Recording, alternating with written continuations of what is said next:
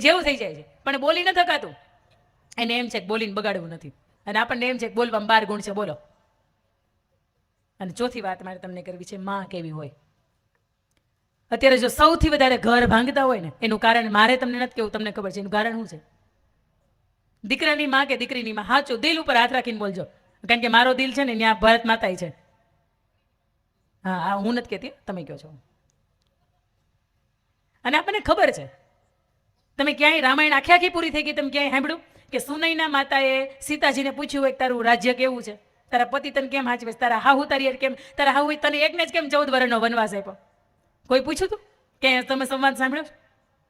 મહાભારતની અંદર દ્રૌપદીની માતાએ પૂછ્યું હતું કે તારા 5 ઘરવાળા ભેગા થઈને તે તારી સામે તારા વસ્ત્રોનું હરણ થતું હોય ને જોતા હોય તો તારે ન્યા ન હોય, તારે પાંચાળ દેશમાં પાછું વયું હોય, એવું તમે સાંભળ્યું છે કે ક્યાંય નથી સાંભળ્યું? આવું ક્યાંય આવતું જ નથી.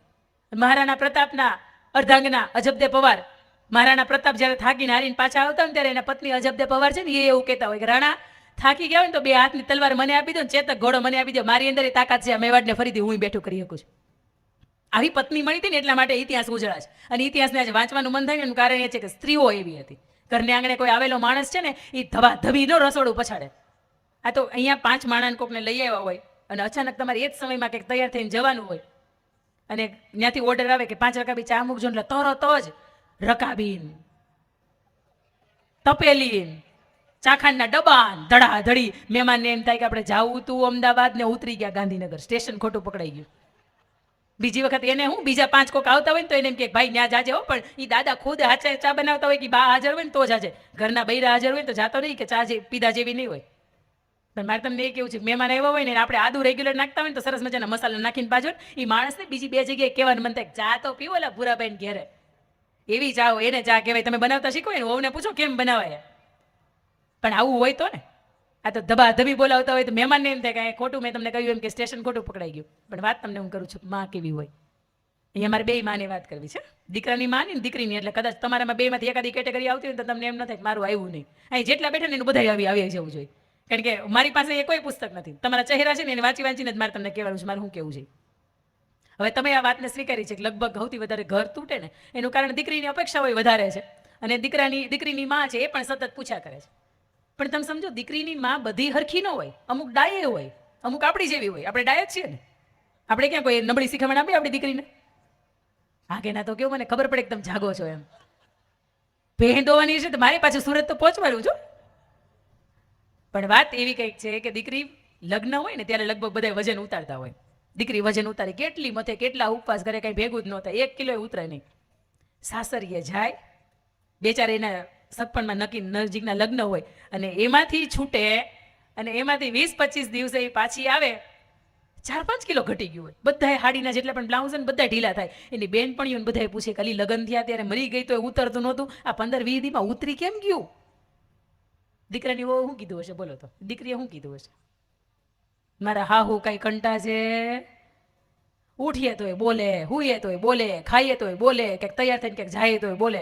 એક વાત એવી નહીં બેન કે એની અંદર કંઈ બોલતા નથી. મેં તો જિંદગીમાં સાંભળ્યું નથી કે ત્યાં જઈને મારા વજન નો ઘટે ને થાય. હું કાંઈ વાંધો નહીં કે બેન. એટલે એના જ્યારે જવાનું હતું ને 4-5 દી રોકાઈને જવાનું હતું ત્યારે રોવા મળીને મમ્મીને કહે છે કાં તો મારા હાહુ ઘરમાં રહે ને કાં તો હું રહે. તું મારે 2 માંથી એકનું જ મોઢું ભાળીશ, અમારે 2નું મોઢું હોતું ભાળીશ નહીં. તો કે કેમ બેટા? મારા સાહુ બહુ આખા બોલા છે, બહુ બોલકા છે. બધા હાહુ પાછા હરખા ન હોય, આમ ગાણી ગાંઠે ઘણા તો વહુ ને એમ થતું હોય કે હા જો બેન કહીશ બરોબર છે, મારા હાહુ એ કે સાંભળતા જ લાગે છે. બધા હાહુ હરખા ન હોય. દીકરીની માં છે ને એ બહુ હોશિયાર, બહુ ચતુર. કે બેટા તારે આ જે સમાધાન છે, આ જે પ્રશ્ન છે ને તારે સમાધાન લાવવું છે? હા મમ્મી લાવવું છે. મારા સાસરાની અંદર રહેવું છે. મારે મારા બાપનું નામ લજાવું નથી, મારે એવું પાછું નથી આવવું, પણ મારે એ જ ઘરની અંદર રહેવું છે. પણ મારા હાહુને કંઈક થોડાક સીધા કરવા છે. એટલે દીકરીની માં એવું કે જો તું એનો એક ઉપાય કરું, પણ હું તને કહું ની અંદર કરવાનું બધું. હજી વાત એક હરખી જ હાલે છે કે દીકરીની માં બધી એક હરખી જ હોય, એવી ત્યાંથી જ વાત હાલે છે. દીકરીની માએ સરસ મજાને એક પાવડરની ડબ્બી આપીને એને કીધું કાલે હંતાડીને તારી બેગ છે ને એમાં મૂકી દે. તારા હાહુ રોજ સવારે ને બપોરે સાંજે જમવા બેન ત્યારે જરીક એવા હોયના દાણા જેટલો પાવડર એમાં નાખી દેવાનો. 3 મહિના સુધી તારે હકાવાનું. પણ સાંભળ, 3 મહિનાની અંદર તારા સાસુ તને જે કંઈ પણ કે ને એ તારે બધું કરવાનું, એમાં હામું હાલવાનું જ નહીં. એ એમ કે આમ કરવાનું, હા બા એમ જ કરવાનું છે. હામું કંઈ બોલવાનું જ નહીં. તારે 3 મહિના એક્ટિંગ કરવાની છે, તારા હાહુના જમવાની અંદર નાખ્યા કરવાનું છે.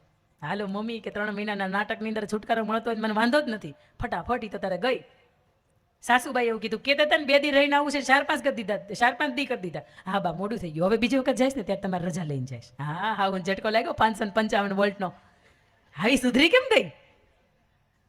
2-4 દી થયા ને એટલે કે બા હમણાં લગ્ન હતા ને તો બહારનું જ ખવાનું છે, હાલો ને તમને ભાવે છે ને ઓલી ખીચડીની અંદર જીરું ઘી નાખીને તમને સરસ મજાની ખીચડી કરી દઉં. ખીચડી હારી સ્વાદની કરી, રોજ આવી રીતે ખારી જ કરતી હતી, આજે ખીચડી સરસ કરી. 2 દિવસ ગયા પાછું એવું કે બા મામાની ગયા ને ઘણો સમય થઈ ગયો, એ કે આપણે આવો ને એને જમવા બોલાવીને આપણે સરસ મજાનું જમણવાર ગોઠવી. બાને ઝટકા ઉપર ઝટકા લાગે, એટેક આવી જાય એટલી જ વાર. આટલી બધી કે સુધરી કેમ ગઈ? અને ઓટલા પંચાયતની ઉપર જાય ને દીકરાની વહુ તો તરત કોઈ એવું કે તારા સાસુ તારી વિશે આટલું બધું ખરાબ બોલે છે, એમ કહે છે કે મારે એમાં નેઠો હાજો નથી, એના મા બાપ એને કંઈ શીખવાડ્યું નથી ને એમને ઊભી ભણાવી ગણાવીને મોકલી દીધી છે. પણ તું તો આટલું બધું સારું બોલે છે, તું તો એની વિશે કંઈ ફરિયાદ નથી કરતી. એટલે દીકરાની વહુ જે હતી તરત એવું કે એમાં હાવ છે ટોકે, એમાં શું થઈ ગયું? એટલે જ્યારે હાહુ ઓલી માળા ફેરવાના નામ ઉપર ઓલી નાની એવી ઠેલી લઈને ત્યાં જાય ને ઓટલે પંચાયતમાં, એટલે ત્યાં તરત એ લોકો એવું કે રી તારી છોકરાની બહુ તો બહુ સારી છે કે અમે તારું ખરાબ બોલીએ ને તો એમ ગીત મારી માં છે કે ટોકે, એમાં શું થઈ ગયું? નવાઈ શું થઈ ગઈ?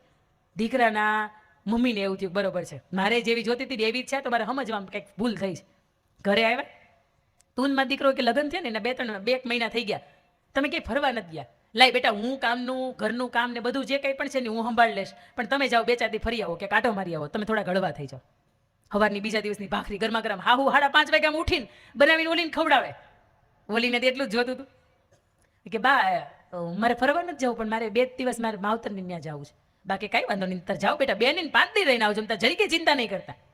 ઘરની ચાવી હોય ને હાહુ બા ઈ દઈ દે એમ કે તમારી હાટું ભેગું કર્યું બધું, તમે જેવા મારે જોતા હતા એવા જ મળી ગયા છો, આ તમારે હવે તમારા માટે વાપરવાનું છે. આલે બેટા ચાવી. ઓલી છોકરાને બહુ કેટલી ના પડે, નાના રહેવા દો બા, ખોટું 1 મહિનો જ છે, ખોટું એમ થાય કે લઈ લીધી, એની કરતાં મનમાં આવું કહે છે, આવું જાહેરમાં નથી કહેતી, 1 મહિનો જ છે એ કે તમે રહેવા દો એ કે એમ. બહાર મારાથી ન લેવાય, તમે બેઠા હોય વડીલને મારાથી થોડી ચાવી લેવાય. નહીં દીકા તું લઈ લે બેટા, તારા માટે જ બધું ભેગું કર્યું છે, તને જ હોપીને મારે જવાનું છે.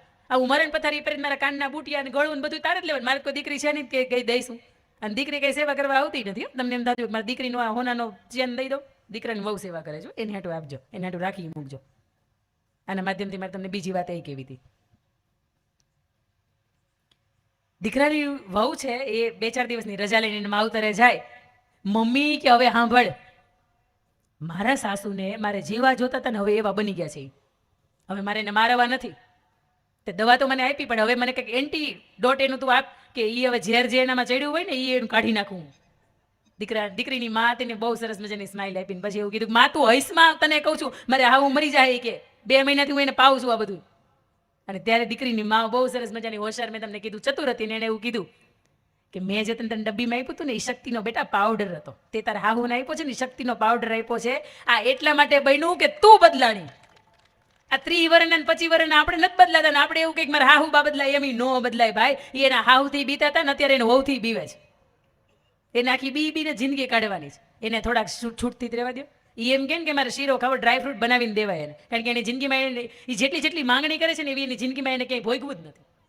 એટલે સાસુબાને હાચવાને એ તારી પહેલી ફરજ. તારા હાહુ તને ગાળું આપે તોય ભલે, તારા હાહુ તને તારો ભાગ નો આપે તોય ભલે, તારા હાહુ તારા જેઠાણીનું તારા દેરાણીનું બધાયનું રાખે ને તારું નો રાખે તોય ભલે, એ ખાટલે પડે ને તેથી સેવા કરવી ને તારી ફરજ છે, સેવા કરવી ને તારો ધર્મ છે. આ જેથી દીકરીની માં કહેતી થઈ જાય ને તેથી ઘર બચી જાય, ઘર ન તૂટે તે દિવસે.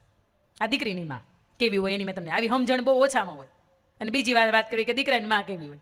એક દીકરી પરણીને સાસરે આવે, રોજ સવારથી લઈને સાંજ સુધીમાં સાસુબાના જેટલા પણ કામ હોય ને બધા પોતે લઈ લે અને સાસુબાને નિવૃત્ત કરી દે. આખો દિવસ કે તમારે બધાને બસ ટેલ ટપારા કરવાના મોજ કરવાની.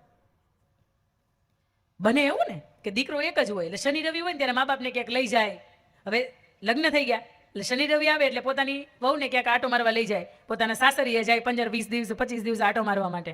એટલે સાસુબા નિમાણા થઈને એક વખત ઓટલે બેઠા બેઠા વાટ જોવે દાદા કઈ આવે. દાદા સાંજે ઘરે આવ્યા, દાદાએ પૂછ્યું કાં તું નિમાણી કેમ થઈ ગઈ, તબિયત બરોબર નથી? તબિયત બરોબર જ છે. તો કેમ કઈ તને કોઈ સાચવતું નથી? બરોબર સાચવે છે. તને કંઈ ખાવા નથી આપતું? કોઈ બરોબર આપે છે. તને કઈ દીકરાની વહુએ કંઈ કીધું? નાના મને કોઈએ કંઈ નથી કીધું. તું આટલી બધી તને ચિંતા હેની છે, કારણ હેનું છે? તો કે તમને એવું નથી લાગતું કે લગ્ન પછી આપણો દીકરો અડધો એનો થઈ ગયો એમ? પેલા શનિ રવિ આપણે હતી ક્યાંક લઈ જતો, હવે એના હાહરિયામાંથી જ ઊંચો નથી આવતો. કેટલા પ્રસંગ એને, પણ હાહરિયું મોટું છે, પ્રસંગ આવે એમાં નવાય હું. એટલે તરત દાદાએ એવું કીધું કે તારો દીકરો અડધો એનો થઈ ગયો તને એ દેખાડું, પણ ઓલી પરણીને 6-8 મહિના આવીને આખી તારી થઈ ગઈ, તને કેમ દેખાતું નથી? ઘણા હાહુમાં એ વાંધો છે. એની દીકરી 15 દી આટો મારવા આવે ને કોઈ પૂછે ને કે કેમ છો બાત, એને એમ લાગે કે ના એ તો હજી મારી છે. પણ ઓલી 6-8 મહિનાની આવી હોય, તમારા ઘાઘરા ઢવડીને તૂટી ગઈ હોય, એ તોય તમને તમારી નથી લાગતી, કારણ કે એને પારકું લાગે છે. અને હમણાં એક જોક્સે મેં વાંચ્યો હતો, દીકરીની માં હોય ને એવું કે તું તો બેટા પારકી થાપણ કહેવાય, અને દીકરાની માં શું કે તું તો પારકા ઘરેથી આવી છો. બરોબર દિવાળી હતી એટલે દીકરીને જે વહુ હતી ને એને તરત એવું કીધું દિવાળીની સફાઈ કેન્સલ, કે ઘર કઈ આપણું છે, આપણું ઘર છે જ નહીં, કે દિવાળીની સફાઈ શું કામ કરવી જોઈએ. પણ વાત મારે હળવા માધ્યમથી મારે તમને વાત કરવી છે કે માં કેવી હોય ખરા અર્થની અંદર, કે જેનું નામ માં પડે ને તો મોઢું ખુલી જાય. માં બાપ બોલો ને તો મોઢું સીવાઈ જાય, એની સામે તમે કાંઈ બોલી ના શકો. પણ સાહેબ એટલી ચોક્કસ મારે કેવું છે કે રાજભા ગઢવી સરસ મજાની ભાષામાં લખે કે ચિંતા તો કોઈ દી કરમાં હજી આ બાપ બેઠો છે, અને જેના બાપ બેઠા છે ને એના દીકરાને ક્યારેય કોઈ ચિંતા નથી. અમિતભાઈ આ વાતની તમે સાક્ષી છો. જ્યારે પણ એક બાપનો હાથ માથે ફરતો હોય ને ત્યારે દુનિયાના બધા દુઃખ તો ભૂલી જ જતા હોય, પણ તેમ છતાંય તે તમે દુનિયાના કોઈ પણ સાહિત્યકાર લઈ લો, વાર્તાકાર લઈ લો, એ બધાએ માના સમર્પણને ઊંચું રાખ્યું છે. આપણા ઈષ્ટદેવ તો છે જ, પણ સામે કુળદેવી એટલા મહત્વના છે. આપણી ઘરની માં છે ને જેનાથી આપણે જન્મ લીધો છે, પણ તકલીફ એ છે કે આપણે ભણ્યા ગણ્યા, આપણે કંઈક ખબર પડવા માંડી અને આપણે કોઈ વાત કરતા હોય ને આપણી માં કંઈક વચ્ચે બોલે એટલે આપણે તરત જ એવું કહીએ કે માં તું બંધ થઈ જા, તને કાંઈ ખબર પડતી નથી. અને તેથી માને એમ થાય કે આપણે બધુંય મૂકીને બાળકો માટે આટલું બધું જીવન ખરેખર નહોતું જીવન જરૂર. આપણને ઊંચી હિલના સેન્ડલ પહેરીને, અવળી હાડી પહેરીને, બ્લેક કલરનું પર્સ ખંભે નાખીને આપણને 5-15 દી ક્યાંક કોકના ઘરે આટો મારવા જવાનું મન થતું હતું, આપણને કંઈક ધંધો કરવાનું મન થતું હતું, આપણી અંદર પણ કંઈક સ્કિલ કે શિક્ષણ હતી, આપણે પણ નોકરી કરવાની જરૂર હતી. આ ખોટું આખી જિંદગી બાળકો માટે વેડફી દીધી. અને તમે ક્યાંય પણ હોય, તમારે પહોંચવાનું હોય 5 વાગે, તમારે જો 6 વાગી ગયા ને તો તમને તરત એમ થાય કે મારી બેન શું કરતી હશે, મારે હાહુ શું કરતા હશે, મારા છોકરા ઘરે આવી ગયા હશે. આ તમને ક્યારે એમ ન થાય કે હું અડધી કલાક આટલી બધી વેટ મોડી જાય છે, પણ તમને તરત ચિંતા થાય ને તો એ ઘરની ચિંતા થાય. જે ઘર માટે માં આખી જિંદગી આપી દેતી હોય અને એ બાળકો એક જૂના ઘરમાંથી પોતાનું નવું ઘર બનાવે, ફર્નિચર કરાવે, અને એમાં પેલો આર્કિટેક્ટ એવું કે તમારા મમ્મી પપ્પાના ફોટા રાખવો હોય ને તો ક્યાં ખૂણામાં રાખજો, બાકી આ ફર્નિચરમાં સેટ નહીં થાય. તે દિવસે મા બાપને એવો વિચાર આવતો છે ને આખી જિંદગી આ બાળકોને સેટ કરવા માટે આપણે અપસેટ થઈ ગયા, અને અત્યારે એના ઘરની અંદર આપણે ફોટામાં ક્યાંય સેટ નથી થતા. પણ મા બાપનું જો આપણે ખરા અર્થની અંદર એનું સન્માન કરી શકીએ, એનું સન્માન આપણે જાળવી શકીએ અને એ મા બાપને ઈશ્વર સમા પૂજી શકીએ તો જ આપણા અસ્તિત્વની ઓળખ છે. બાકી કેટલાય દુનિયાની અંદર હવારથી હાંજ સુધીમાં જન્મે છે અને કેટલાય હવારથી હાંજ સુધીમાં મરી જાય છે. તમે લોક સાહિત્યની ભાષા તમે ખોલો, કોઈ તમે વાર્તાકારની ભાષા ખોલો તો એવું તરત કે મુખેથી બોલું માં અને મને હાચે જ નાનપણ સાંભળે, પછી મોટપની મજા મને કડવી લાગે કાગડા. એવડી મોટી લંકા જીતી લીધી હતી અને લક્ષ્મણે એવું કીધું કે ભાઈ હાલો ને, લક્ષ્મણને કહે છે રામને કે આપણે એક વખત લંકામાં આટો તો મારીએ. અને તે દિવસે લક્ષ્મણને પ્રભુ શ્રી રામે એવું કીધું કે ભાઈ, જેમાં કઈકઈની ગોદમાં શાંતિ છે, જેમાં કૌશલ્યાની ગોદની અંદર શાંતિ છે ને, એવી શાંતિ એ હિમાલયમાં નથી અને એવી શાંતિ આ લંકાની અંદર પણ નથી. જે શાંતિ, જે સમૃદ્ધિ, જે અંદરની ટાઢક માના ખોળામાં છે ને માનો હાથ પડતો હોય ને સાહેબ ત્યાં સુધી જ છે. એક વખત ઈ માનો ફોટો કે બાપનો ફોટો ખીલી ઉપર ટંગાઈ જાય, એની ઉપર સુખડનો હાર ચડી જાય અને પછી તમે એમ કહો ને કે માં મિસ યુ, મને તારી બહુ યાદ આવે છે, કે બાપ મને તમારી બહુ યાદ આવે છે, તે દિવસે મને એટલી ખબર છે કે મેં ફોટામાંથી હાથ છે ને બારો તમારા માથા ઉપર હાથ ફેરવવા માટે નહીં આવે. જ્યાં સુધી એ જીવતા છે, જ્યાં સુધી એ જાગતા છે, જ્યાં સુધી તમારા માથા ઉપર હાથ ફેરવવા વાળા એ હાથ એનો ઊંચો થઈ શકે છે, ઘણા પેરાલિસિસ આવે છે, એ છે ને તો એ માથા ઉપર હાથ નથી મૂકી શકતા, જીવતા જાગતા છે છતાંય. જો તમારા માથા ઉપર હાથ મૂકી શકે આવા મા બાપ જીવતા હોય ને તો હું એમ કહું છું કદાચ માં અર્બુદાને તમે પછી પગે લાગજો, તમારા ઈષ્ટદેવને પછી પગે લાગજો, પણ પેલા નમજો એની સામે, કારણ કે એની સામે નમશો ને તો આખી દુનિયાને તમે ગમશો. અને એ મા બાપની શક્તિ જ એવી છે કે એની સામે તમે ઝૂકીને નીકળો, એની સામે તમે નમીને નીકળો ને તો આ જગતનું મંચ ક્યારેય તમને નમવાય નથી દેતું. મારે તમને છેલ્લી આજ પરિવાર ભેગો થયો છે, જવાવાળાને ઘણા બે વહુકી જાતિથી વયા ગયા છે, પણ જેટલા છે ને એટલે મને એમ લાગે કે 15 તોલાનો આખો એ હાર હોય ને એની અંદર કેમ 15 ડાયમંડ ટાંક્યા હોય, એમ આટલા બધા સમુદાયની વચ્ચે આપણે આટલા ડાયમંડ છીએ. પણ હવે છેલ્લી 5-7 મિનિટ પછી આપણે આ કાર્યક્રમને વિધિવત રીતે પૂરો કરશું. મારા પછી જો કોઈ કાર્યક્રમ ન હોય તો પણ મારે માતૃવંદના કરાવી છે. એ પહેલા મારે તમને ચોક્કસ અહીંયા મંચના આગળના ભાગની અંદર અમુક વ્યક્તિત્વને બોલાવવા છે. માં દીકરીની જોડી મારે એક અહીંયા મંચના આગળના ભાગની અંદર જોઈએ છે. તમે જો મને સાંભળતા હોય તો ઉતાવળ રાખજો, કારણ કે હવે મોઢું હું નહીં કરું, હવે તમે કરશો. અત્યાર સુધી તમે તમારી જગ્યા ઉપર બેહીને મોજથી સાંભળ્યા છે, હવે તમારી જગ્યા છોડવાનો સમય છે ને, આગળના મંચના આગળના ભાગમાં આવવાનો સમય છે. અરે ભાઈ, હું પણ ઈચ્છું છું કે આપ પણ ભાઈની સાથે મંચ પર આવો. બાપ દીકરાની એક મારે જોડી જોઈએ છે, એ માં દીકરીની જોડી જોઈએ છે, એક સાસુ વહુની જોડી જોઈએ છે, એક દેરાણી જેઠાણીની જોડી જોઈએ છે, એક નણંદ ને ભાભીની જોડી જોઈએ છે. આમાંથી તમે જેટલા આ જોડીમાંથી તમે જેટલા પણ અહીંયા હાજર હોય તો વિના સંકોચે તમારી જગ્યાએથી ઊભા થઈ જાઓ, આગળના મંચના ભાગમાં આવી જાઓ. આવો. આ જે સ્નેહ મિલન તમારા માટે જે આ સરસ મજાનો પરિવાર ઉત્સવ ગોઠવ્યો છે, આ મહિલા મોટિવેશનલ કાર્યક્રમ ગોઠવ્યો છે ને, આપણે એને યાદગાર બનાવો છે. જવાવાળાને એમ થાય કે 10 મિનિટ રોકાઈ ગયો ને તો સારું હતું. બાપ દીકરાની જોડી છે અહીંયા, મા દીકરીની જોડી ફટાફટ આવો અહીંયા આગળના મંચમાં ભાગમાં. બાપ દીકરી હોય ને તો આવો. હું ઈચ્છું છું કે બાપ દીકરી પહેલા આવશે. એટલે આ એવું ન જો, હું તમને નથી ઓળખતી પણ તમને ખબર છે ને કે મારા પપ્પા અહીં બેઠા છે, તમને ખબર છે ને કે મારી મમ્મી અહીં બેઠી છે.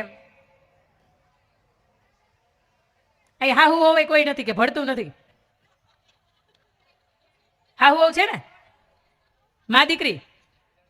અરે વાહ, દેરાણી જેઠાણી બોલો. જે દેરાણી છે કે જેઠાણી છે મારી જેમ બરાબર ફેલા ફેલા છે.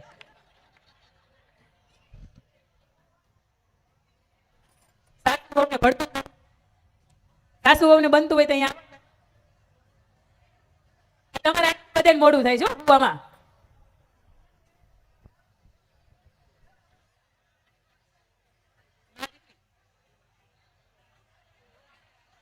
બાપ દીકરી છે કોઈ અહીંયા? બાપ દીકરી હાજર છે અહીંયા? કોઈ પણ એવા પપ્પા બેઠા છે જેની દીકરી પણ આજે અહીંયા આવી છે?